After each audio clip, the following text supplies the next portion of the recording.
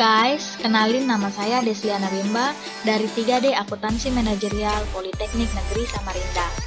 Saya akan menjelaskan sedikit tentang pengauditan. Yang pertama adalah sejarah perkembangan audit. Sejak kapan audit dilakukan? Audit sudah ada sejak zaman dahulu kala.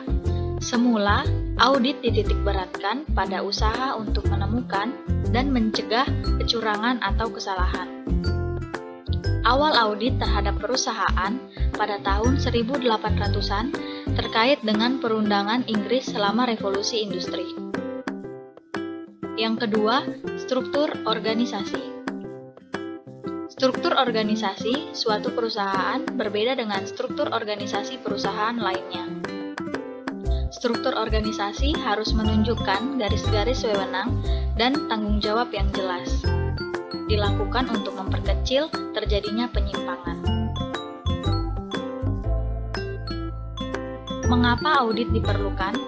Ada dua kepentingan berlawanan antara manajemen perusahaan dan pihak luar perusahaan, yaitu manajemen perusahaan ingin menyampaikan informasi mengenai pertanggungjawaban pengelolaan dana dari pihak luar. Pihak luar perusahaan ingin memperoleh informasi yang andal mengenai pertanggungjawaban dana yang diinvestasikan. Definisi auditing. Definisi diuraikan menjadi 7 elemen dalam melaksanakan audit, yaitu proses yang sistematis, memperoleh dan mengevaluasi bukti secara objektif, asersi tentang tindakan dan peristiwa ekonomi, derajat kesesuaian, kriteria yang ditetapkan, menyampaikan hasilnya kepada pemakai yang berkepentingan. Jenis-jenis auditing. Yang pertama, audit operasional. Yang kedua, audit kepatuhan. Yang ketiga, audit laporan keuangan. Audit operasional adalah memperoleh dan mengevaluasi bukti tentang efisiensi dan efektivitas dari kegiatan operasional suatu entitas sehubungan dengan tujuan tertentu. Objeknya adalah cabang, divisi, atau fungsi tertentu. Audit kepatuhan adalah memperoleh dan mengevaluasi bukti tentang aktivitas entitas untuk menentukan apakah aktivitas keuangan atau operasional dari suatu entitas sesuai dengan kondisi, aturan, atau perundang-undangan tertentu. Laporan audit dapat berupa ikhtisar temuan atau pemberian pendapat tentang asuran atau kepastian atas kepatuhan dengan kriteria tertentu.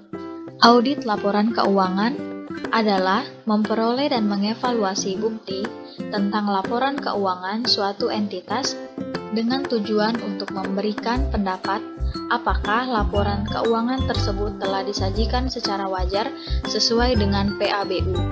Hasil audit dipakai oleh pemegang saham, kreditor, instansi pemerintah, masyarakat umum.